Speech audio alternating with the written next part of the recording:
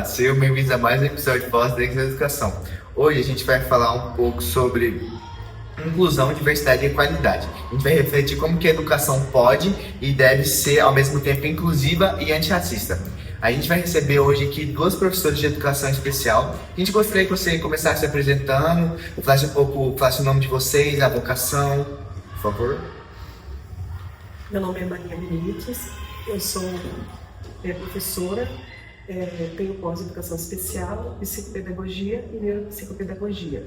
Eu trabalho com educação especial desde 2018 e também agora tem 6 meses que eu estou trabalhando como psicopedagoga na escola Henrique Seir.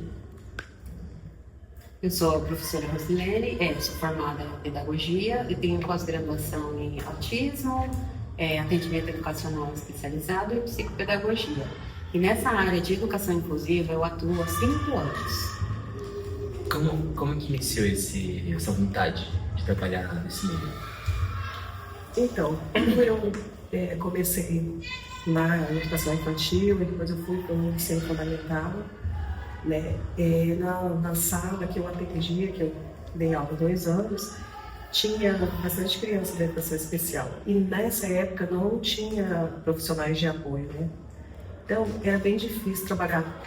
E além de ensinar os demais da sala, tinha da educação especial. E eu percebia a necessidade de estar fazendo essa intervenção. Como?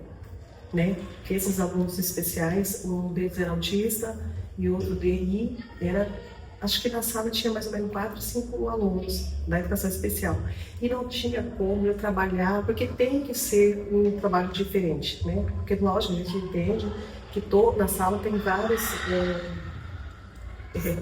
várias aprendizagens diferentes e tal, mas os especiais precisam de uma outra forma de intervenção. E eu falei, olha, na época eu ainda não tinha após, né? Eu falei assim, é esse público que eu quero aprender a trabalhar, porque é um público que precisa e não tem como você estar numa sala de aula trabalhando de maneira igual, sendo que eles têm as suas deficiências, têm as suas especificidades. Então eu falei, é esse público aqui que eu quero. Aí eu fiz a pós, aí poder processo seletivo, eu falei, aqui. Depois eu fiz uma outra e hoje estou trabalhando com os alunos neurodivergentes, né, que também não deixa de ser da educação especial. E foi um pouco que eu falei, bom, aqui que eu me encontrei.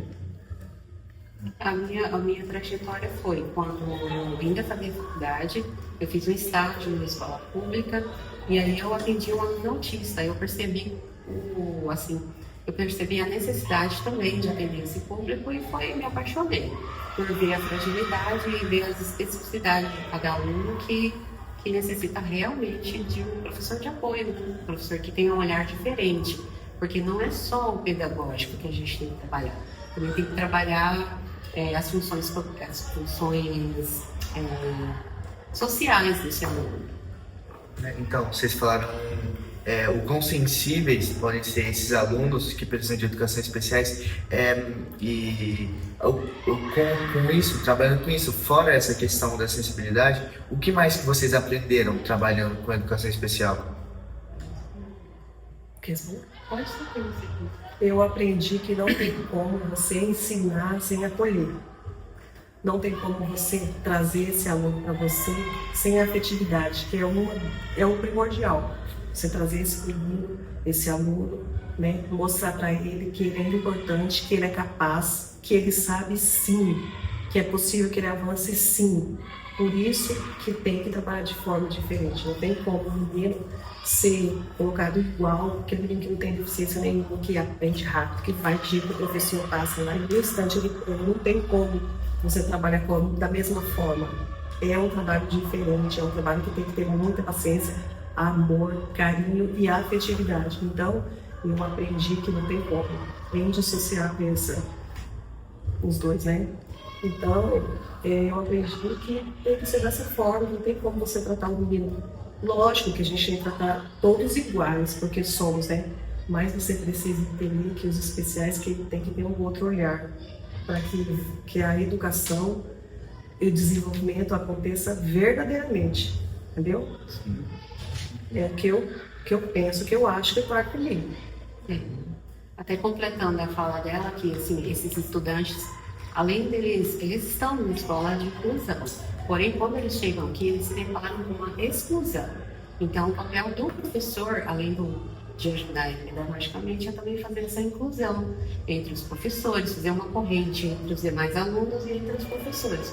Porque, às vezes, nem a família mesmo acolhe esses estudantes, nem a família acredita que eles vão se desenvolver. E isso tudo é um papel do professor de apoio, não é somente pedagógico. É o acolhimento social, o acolhimento afetivo, que é isso. Então, essa questão que você falou, que eles entram na escola e se deparam com uma exclusão, é mais por parte dos alunos ou por negligência da escola mesmo em não querer tratar ele do jeito que eles merecem ser tratados, que eles merecem ser acolhidos? Por parte dos estudantes. Muitas vezes os estudantes ali, pelo meu dentro de sala de aula, eu percebo que os estudantes assim, vamos fazer um grupo para fazer um trabalho. Eles excluem aquele estudante, porque eles acham assim, vai entrar no meu grupo e não vai fazer nada, não vai acrescentar em nada. Então eu vou só com o meu grupinho. Então essa expulsão acontece pelos estudantes. Aí cabe ao professor regente ou então o professor de apoio fazer essa interferência. Aí explicar para ele que o estudante ele é capaz, ele faz, é só ter um pouco de paciência e explicando que o negócio vai fluir. Vocês tentam tratar isso porque, querendo ou não, por mais que vocês não sejam o professor, vamos dizer, principal que está na sala, vocês também são autoridade, porque vocês também são professores. Sim. Vocês trabalham isso com os alunos ao redor da sala que estão ali com vocês? Vocês conversam isso com eles também? O tempo todo eu converso, porque assim, hoje eu trabalho numa sala de 9º ano. Então, esses estudantes, eles têm as chamadas panelinhas, né? Eles já têm os alunos preferidos deles. Então, quando tem formação de grupo, eles escolhem ali, aí o estudante fala, professora, ninguém me escolhe. Aí cabe a professora, né, fazer a interferência. Primeiramente, eu peço para a professora regente fazer essa interferência. Por quê? Porque ela está ali, ela está vendo toda a situação. Aí, se ela não fizer nada, aí cabe a mim fazer essa interferência e perguntar nos grupos. Aí tem estudantes que eles já pegam uma afinidade com esse aluno, aí eles mesmos já chamam. Sabe que o aluno é bom em desenho, sabe que o aluno é bom em apresentar, aí eles acabam me chamando. Mas assim, o nosso papel é oferecer esses alunos, mostrar para eles que esses estudantes são capazes. Desculpa. Não, porque senão não acontece essa inclusão.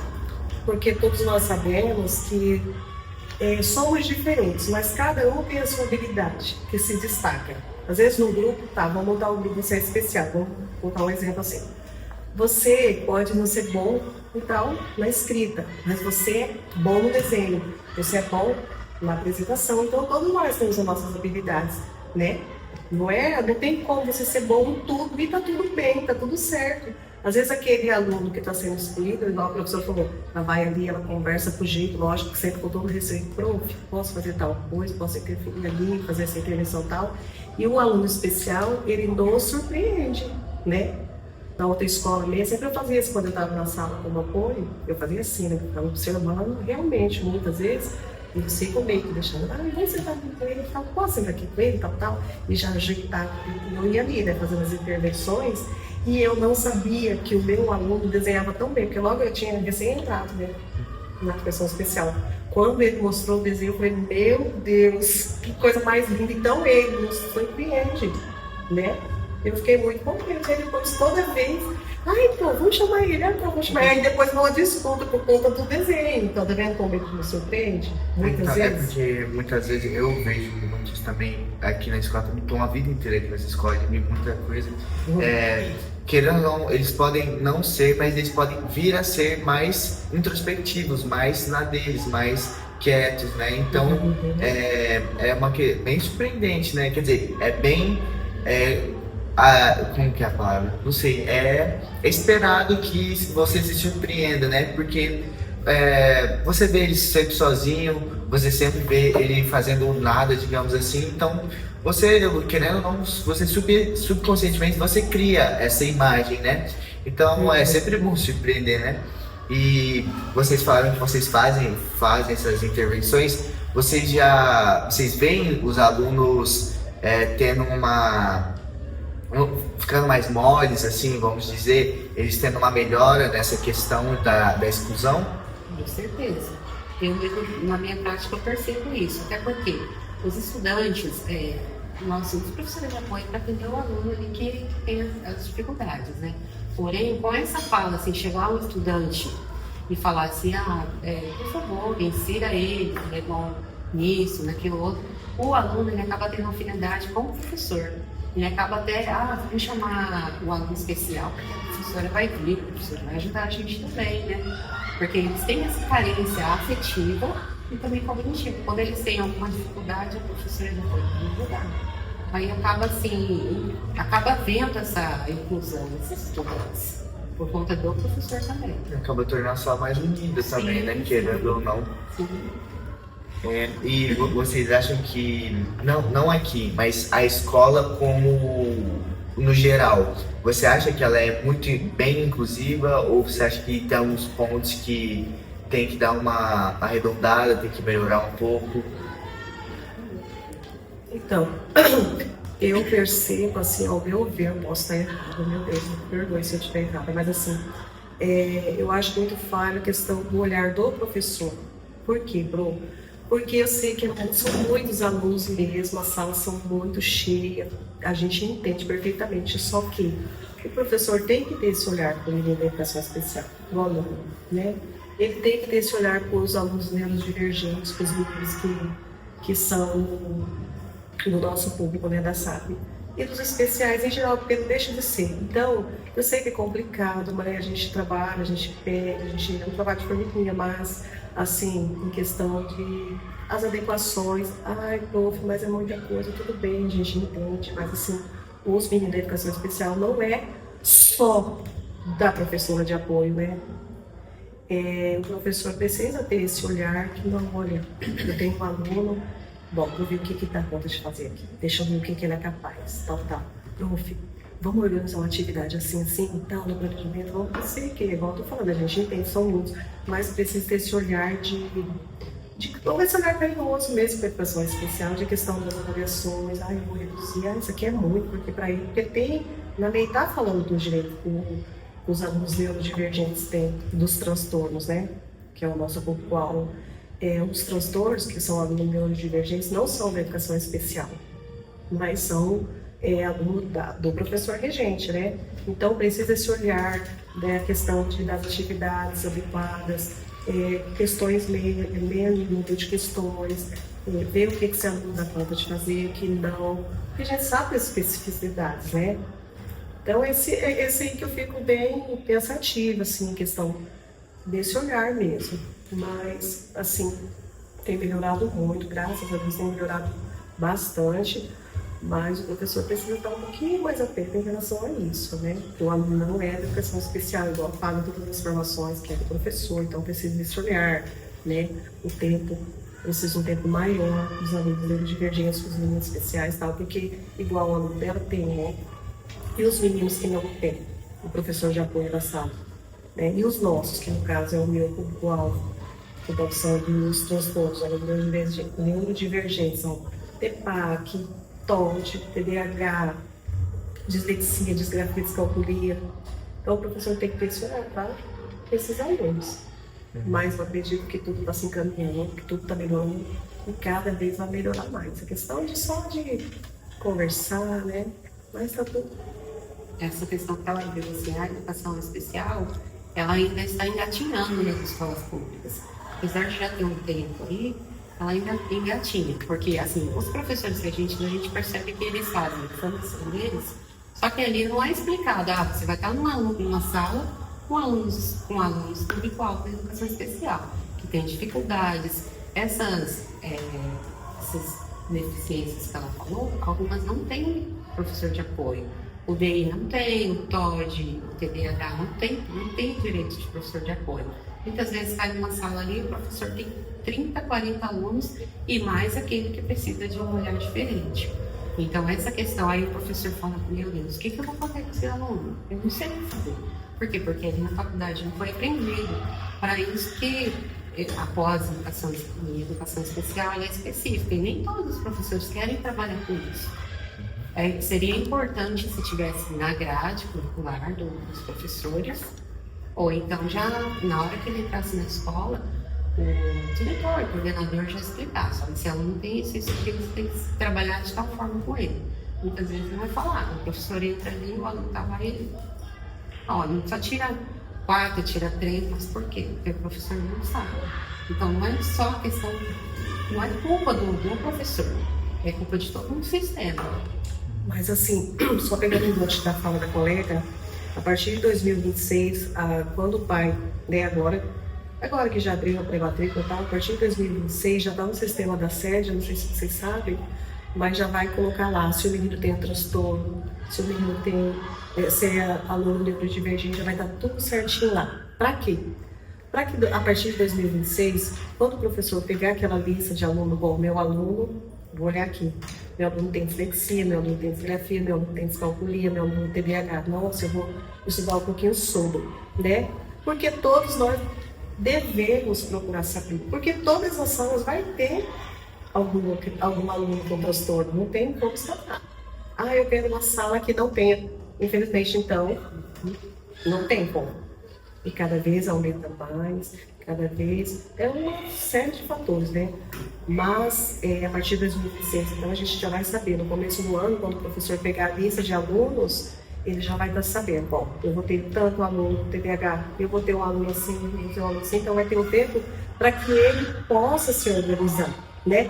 Para não chegar naquela sala e, meu Deus do céu, e agora? Bem, já estava naquele documento, né? Quando ele pegou a lista, então eu acho que é uma coisa bem bacana que veio para melhorar, né? Porque ele vai estar perdido ali. Ele vai se assustar, mas porém ele pode ter tempo para se preparar, né? Para se organizar. O que eu vou fazer com esse aluno TDAH? O que eu vou fazer com esses alunos neurodivergentes? Como que eu vou trabalhar? Como que eu vou intervir, né? Porque o nosso papel é esse, fazer que o aluno se desenvolva, independentemente do transtorno que ele tem, independentemente do CID que ele tenha, né? Nosso papel é esse, fazer que ele melhore, que ele aprenda, que ele se desenvolva da melhor maneira possível. Esse é o nosso papel. Então, você falou que você é psicopedagoga, né? Sim. Você pode falar pra gente um pouquinho de como que é esse trabalho? Porque eu, particularmente, não tenho a menor ideia de como é. Sim, nós trabalhamos com os alunos que não têm direito ao atendimento com o profissional de apoio.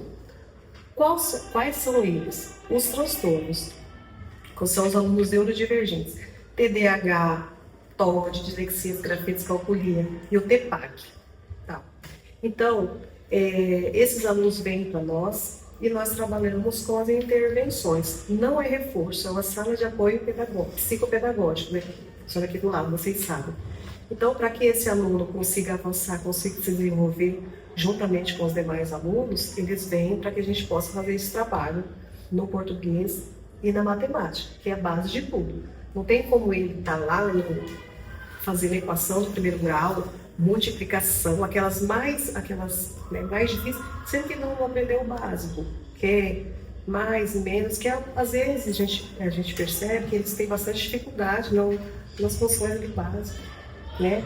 Então a gente procura com jogos, com brincadeiras, com dinâmicas, e eles nem percebem que eles estão aprendendo. Eles acham que é brincadeira.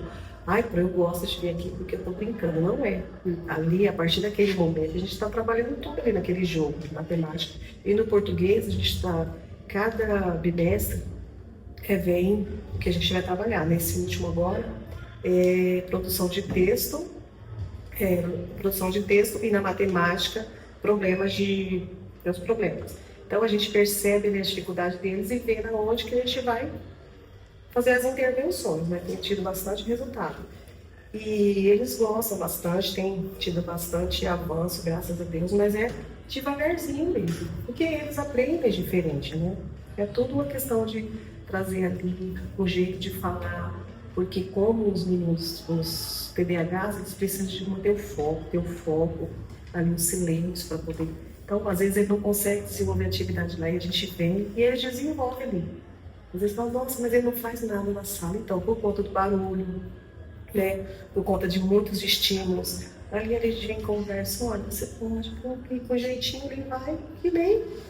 Tanto é que eles aprendem brincando, e é bem prazeroso isso. Mas como que funciona? Eles procuram você ou tem ali um momento certo que ele é encaminhado para você ou o professor da sala encaminha ele? Como que funciona? É assim, quando o professor percebe que esse aluno é disperso, ou ele é muito agitado, tem alguma coisa que ele não está conseguindo acompanhar e fica ali e tal, tem alguma coisa errada, deixa eu ver o que eu faço. Aí o professor, percebendo a necessidade, encaminha para a coordenação.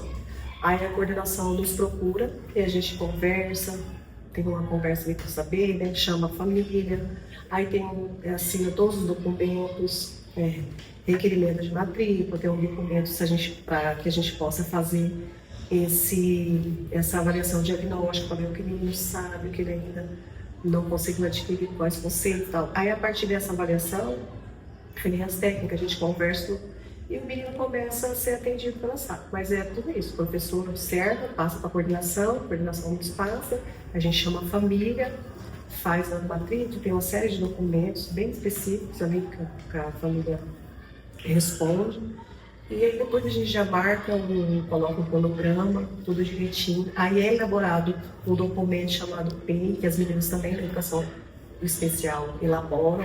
A gente faz também mais ou menos parecido, né? Que é bem específico do aluno. E a gente vai trabalhando assim, dessa maneira. Tudo muito bem organizado, tudo com matrícula, tudo certinho. Autorização dos pais, a gente conversa, marca um horário, dessa forma.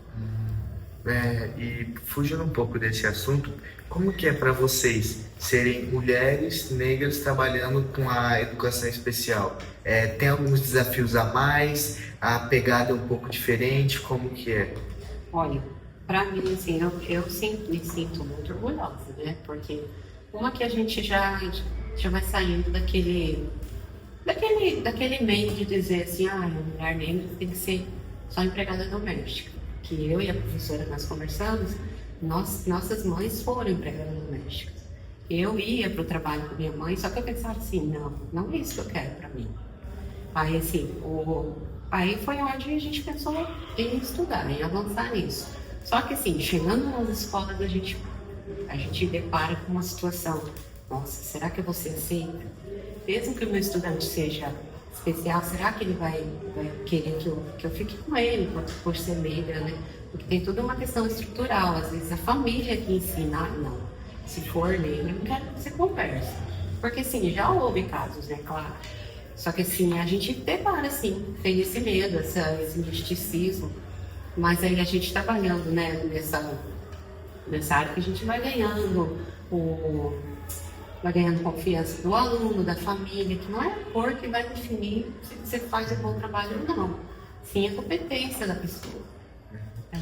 E vocês aproveitam para trabalhar essa questão sobre o racismo, sobre o capacitismo, sobre outros preconceitos com o aluno da educação especial? Sim, com certeza. Até porque a estudante que eu atendo, ela tem muitas coisas que ela não compreende, porque ela vive só família e escola. Essa questão de racismo mesmo, ela não entendia muito bem. Ela só falava assim, não posso fazer racismo, não posso cometer racismo. Mas a família não explicou o motivo. Aí a gente conversa, a gente debate, demonstra em vídeos, demonstra o que pode, o que não pode, por que é errado fazer isso. Aí fala assim, você gostaria também de ser rotulada dessa maneira? Aí se ela fala que não, então ela vai compreender que a outra pessoa também não vai gostar de ser rotulada, de ser taxada com tais nomes, né? E qual que é os principais desafios? Vocês como mulheres e também negros, né, trabalhando na educação especial em uma sociedade que ainda assim é muito marcada por capacitismo e racismo. Eu sempre coloco assim para os meus alunos em geral, que todos nós somos capazes, independente de cor, independente de classe social. Inclusive eu fiz um mural lá, juntamente com os meninos, bem bonito, que tem várias figuras de pessoas negras que fizeram grande diferença, né? A gente tem trabalhado também sobre tia Eva, quando ela foi aqui em Campo Grande, chegou e tal. A gente trabalhou, ali na sala tem, né, as fotos deles, que agora eu não lembro, assim. E a gente trabalhou, estamos trabalhando sobre o... Também, ai, agora me fugiu. Também, falar. Achava que era assim. Também. Martin Luther King. Todos eles estão lá, mas o específico que nós trabalhamos hoje, os Zumbi dos Palmares. Aí a gente está trabalhando, então, todos eles, mas é que os Zumbi dos Palmares a gente trabalhou hoje, né? Então, todos eles têm a sua história de luta, de força, de resistência. E não mais longe para falar assim, mas isso aí faz tanto tempo, prof. A gente trabalha sobre a bailarina, vocês sabem, a bailarina é assim, Ingrid Silva. Ingrid Silva. Ingrid Silva, ela também começou a vida dela como bailarina a partir dos 8 anos. E ela era pobre, negra, e de uma época que o balé era só para quem tinha dinheiro, né? Classe elitizada. E ela tinha um sonho, e ela foi, lutou e continuou, entrou no projeto social. Ela teve uma oportunidade, né? A partir de então, ela decolou. Ela não se vitimizou. É porque eu sou pobre, é porque eu sou negativo. Eu sei que tudo é mais difícil mesmo para quem é pobre e preto. Lógico, essa é óbvio, não adianta a gente, né? Mas assim, ela hoje, ela mora nos Estados Unidos, ela tem uma história linda de superação, de força, de resistência, né? E na época que ela tinha acho que 16, 17 anos, ela não tinha a sapatilha da cor do tom de pele dela. O que ela fazia? Ela pintava a sapatilha de marrom. Ela não se destacava tanto, porque naquela época só tinha a sapatilha marrom, bege lá e do rosa, cor de rosa. Então, depois de um tempo, depois de 11, 12 anos ela fazendo isso, tentando sapatilha, ela conseguiu que começasse a fabricar outros tons de cor de sapatilha. Então a história dela é bem linda. E hoje ela está com 37 anos, hoje ainda é ativista, né? E ainda é uma grande artista, inclusive a fotinha dela tá lá também, coisa mais linda. Então é história de superação. Pessoas negras fizeram a diferença. E por que eu falar de outras pessoas que estão longe de nós aqui? Eu, filho de empregada doméstica, minha avó doméstica, nós estávamos até conversando com o patrão, minha avó doméstica, minha mãe doméstica, minha tia doméstica, a probabilidade de eu ser doméstica também, tinha como eu escapar? Não tinha. Só que alguém me acolheu. Aí eu trabalhei de doméstica e a minha patroa falava assim para mim, mas você não vai estudar, eu não você vou estudar, vai estudar, você é tão nova, eu queria tanto estudar, vai no Mobral, faz o Mobral. Até então, o Mobral era a EJA de muito tempo atrás, porque ele tá por era de idade, né? Aí eu falei assim, eu vou ter que estudar, não por ter esse pensamento, eu posso ser diferente, eu posso... Não. Nem eu acreditava em mim, mas a minha patroa precisou que eu passasse tudo isso, a minha patroa teve esse olhar que nós precisamos ter com o aluno. Você pode, você é inteligente, você é capaz. Não é porque você é pobre, não é porque você é preto, gente. Eu sei que é difícil, mas cabe a mim querer mudar a minha vida, mudar a minha realidade. Né? Não adianta eu culpar minha mãe, meu pai, o presidente, eu tenho que querer no meu coração. Mas eu também não acreditava em mim.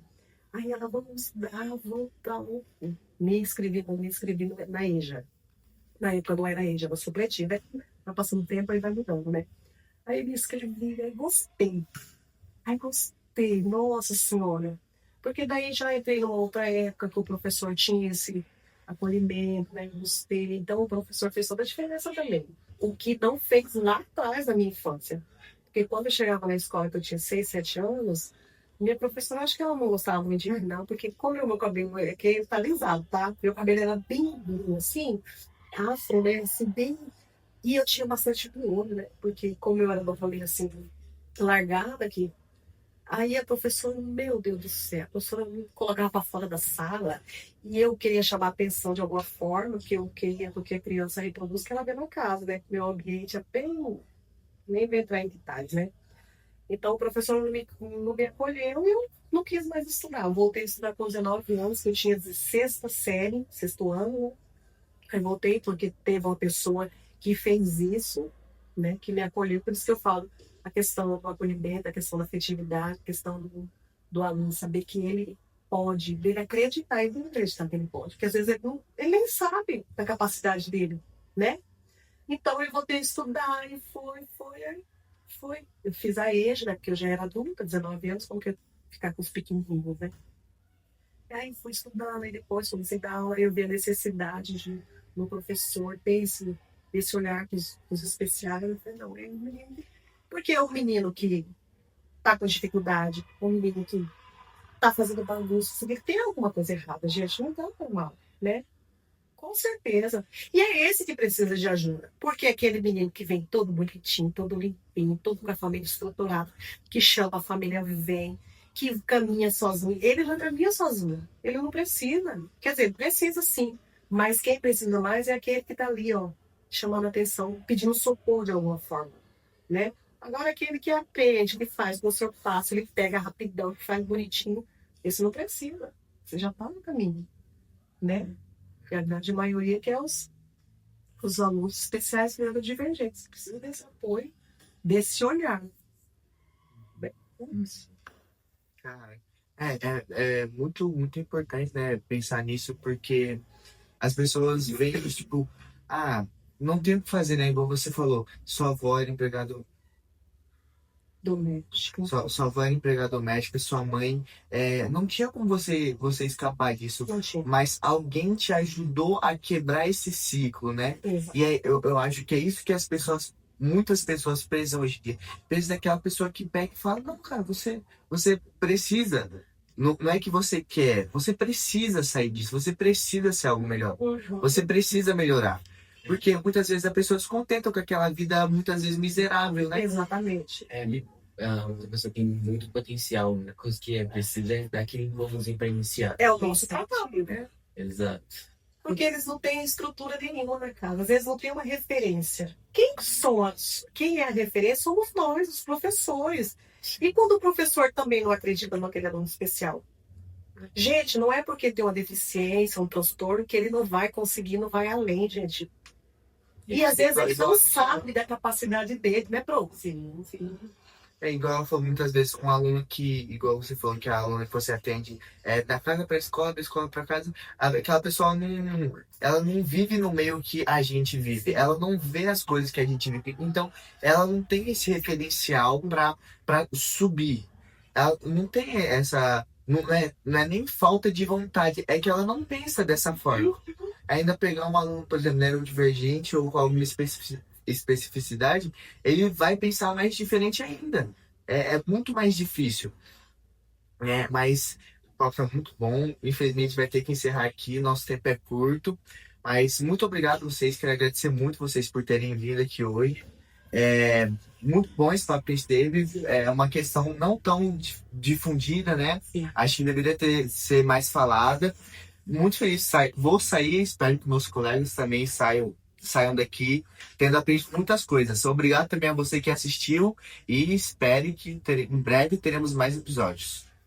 Obrigado.